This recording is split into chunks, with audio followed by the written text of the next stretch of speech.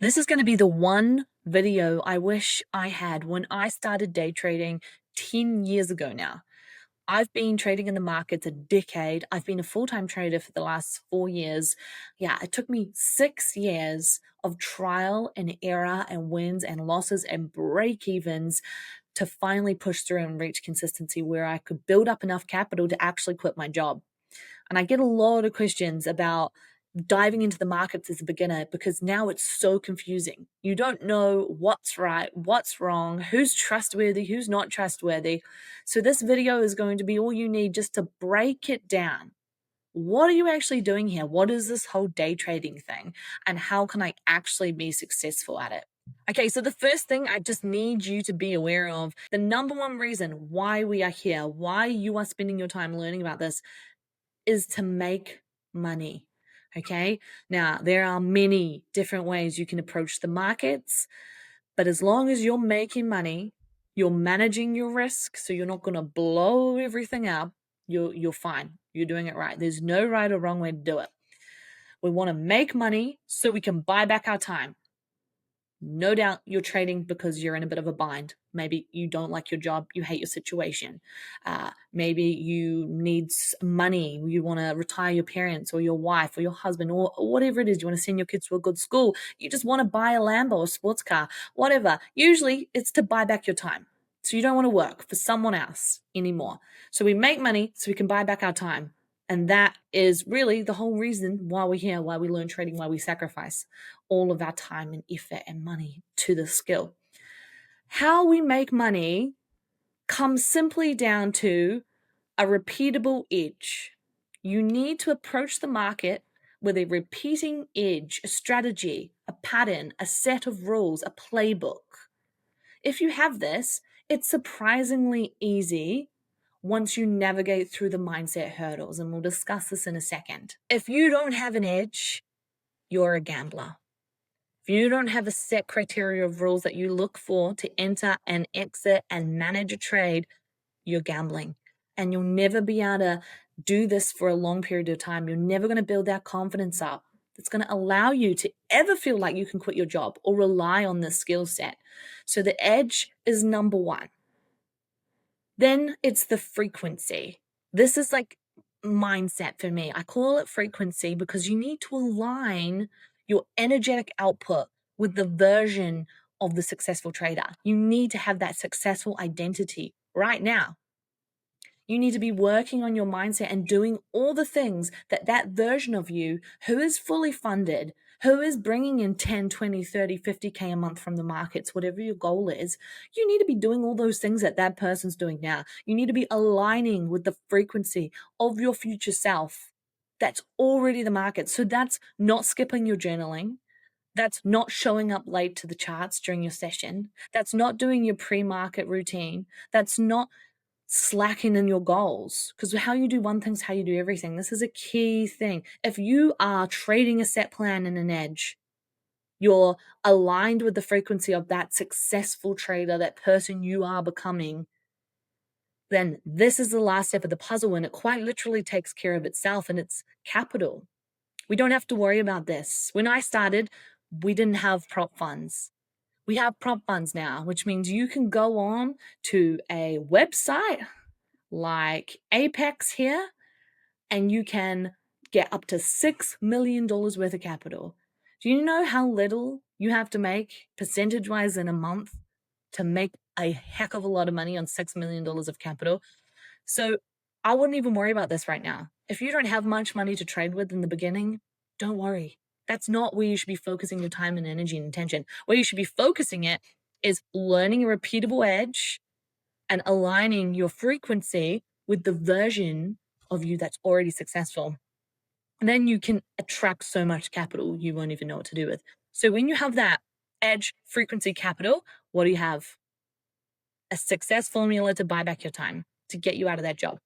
So this is what we're working with, really 3 kind of simple steps: strategy, frequency, capital. That's it. Okay, where do we go? How do we find this edge? This is the first one, right? This is the first thing we need to work on. Okay, what is an edge? You might be saying. It's really simple. Okay, we're technically just trying to find a repeatable pattern. A pattern that repeats itself more times than not in the markets. Now, visually, you can look at it based on technical analysis. Okay, that's candlesticks moving up and down, creating patterns, allowing you to determine whether the markets are going up or down.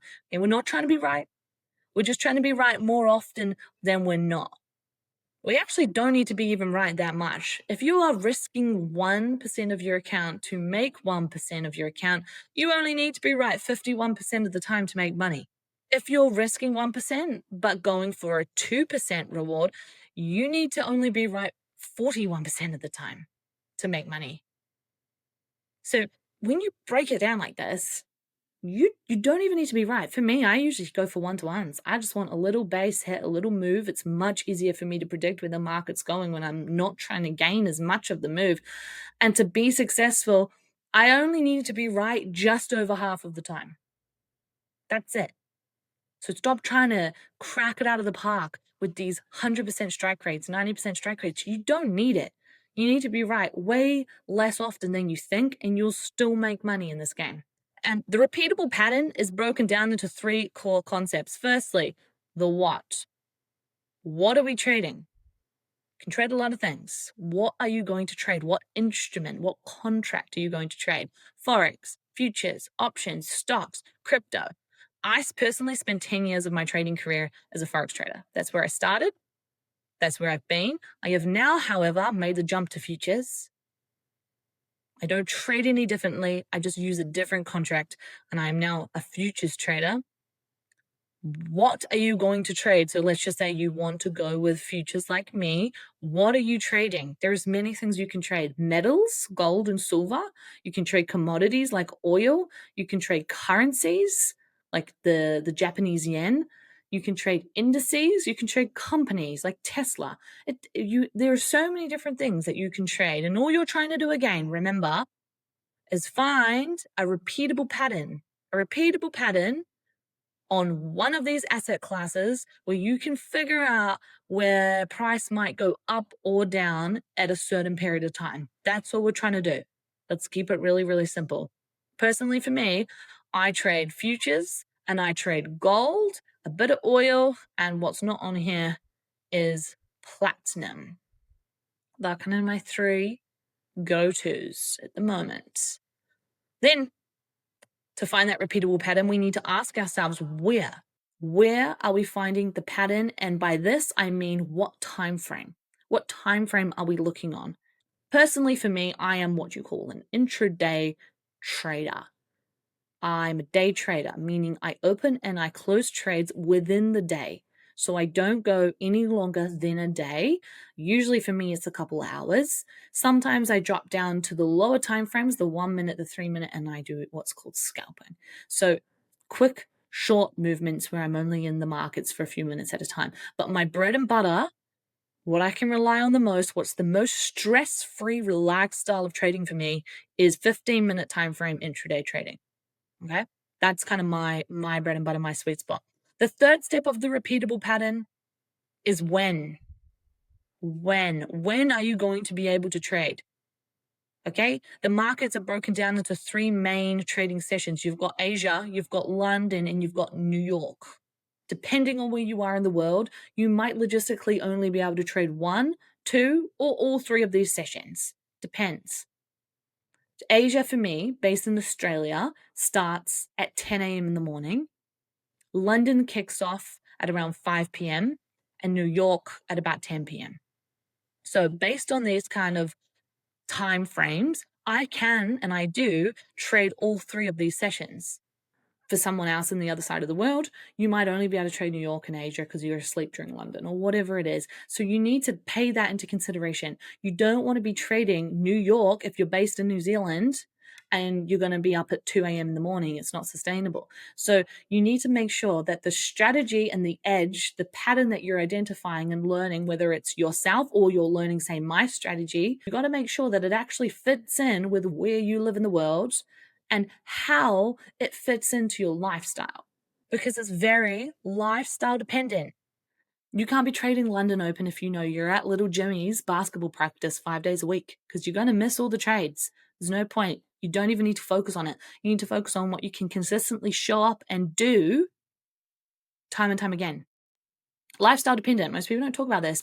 It's very easy to get swept up into the excitement of all of these new strategies on social media. But realistically, you can't trade them because you've got a job, you've got school, maybe, you've got kids, you've got responsibilities.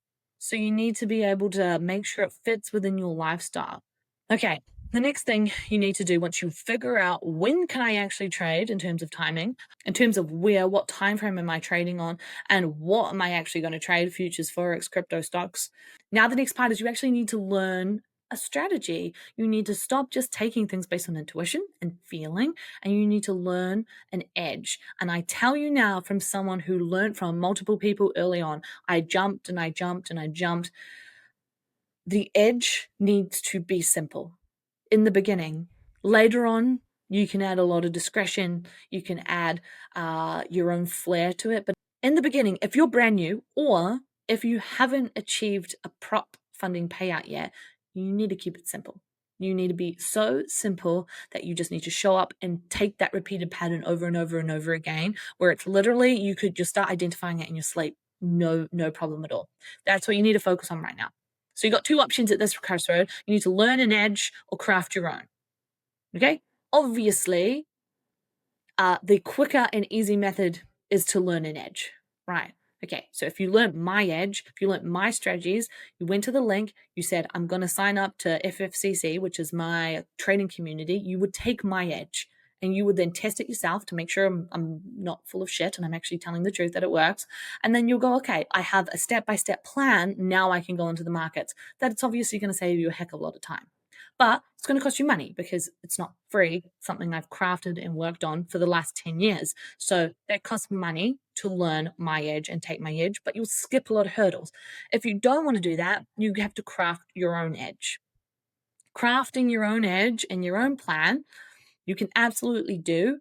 You're just going to need to go onto TradingView and filter through hours and hours and hours and hours and hours of data and candles to find something that is going to work. And you have to have at least 6 months to a year worth of data to be sure it's not just a phase, to be sure that you can actually take these trades and they're going to work. So if you are going to craft your own edge, I would recommend you go down the scientific method route, which is quite simply observing a pattern, researching the pattern, building an idea around the pattern, a hypothesis. You test it in backtesting, you analyze the data from the backtesting, and you figure out whether it worked or whether you need to tweak it, and you go through that method until you find something that works. Okay, that's crafting your own. Let's just say, though, you come and steal my strategy that I've already gone through this whole scientific method. I'll give it to you in a play-by-play instructional video. All you have to do then is backtest it. I've obviously backtested myself, so I know it works, but you need yourself to go back and see the ratio of wins and losses and how that plays out. So that if you take a loss in the market, you're not freaking out because you've seen it in the historical data. You know you can take a couple losses in a row and still end the month in green. So this is just the thing that you need to always implement is the 6 months minimum of data, just so you can feel confident in what you're doing. You're then collecting the data, you're reviewing the data, and if you're not happy with the data, because maybe it doesn't quite work with your time zone or what that is, you can tweak the data. And then if you're happy, we jump down to live testing. Live testing. So this is kind of a big one for me. What I recommend all my people do is instead of paper trading, you're going to get a small prop account. I mentioned before, Apex has very small prop accounts, very cost efficient prop accounts. So you can start testing with this funded capital in the live market and get a feel for what you're doing quickly. This is a really key step. It's forward testing. You want to test in a live market environment. After you've passed a small account, we're going to jump you up to at least 100K account, because this is where we really start making some decent money. And then, of course, the last piece of the puzzle is to scale, because 100K account is nice, but many 100K accounts is how you're quitting your job and how you're affording all the things that you want. And you're tethering them all together on a trade copier where you take one trade and it copies them across all of your accounts. So one profitable trade times 10 profitable trades is a lot more money. Again, this part here is very simple in nature. It's step by step, okay? One of my strategies, the golden hour strategy, in August had a 78.3% strike rate, right? Now, remember, I'm going for one-to-ones, so 78.3% in August, meaning we're over the 51%. We're over in this camp, almost at the 80% camp, so we're definitely profitable, okay? We've got the strike rate to back it up. Now, I'm going to give you a quick overview of what I look for on the charts so you can grab a little bit of source as well and actually take a bit of my edge and test it for yourself. Okay, quite simply, I'm looking to see the first hour of Asia close. That's why I've got this red box here. And then I'm waiting to see price sweep above or below this range. That's going to indicate to me what to do next. If I have strong closing above the high, then I'll look for longs. If I have strong closing below, then I'll look for shorts. Okay, I do sweep. You can see here, I sweep the high of this Asia with this wick. Now, it's not strong by any means. It's closed with what I call a catalyst candle. This is that indicator I have in my community. This for me is a short signal. So I've swept the high, I've taken the liquidity above the initial balance here. First hour of Tokyo. I've closed with a catalyst candle. I'm looking to take a short position after this. So I would set a stop pending order below the low of this candle, and I'm covering the high with my stop loss, and I'm only triggered into this trade if the market moves in my direction.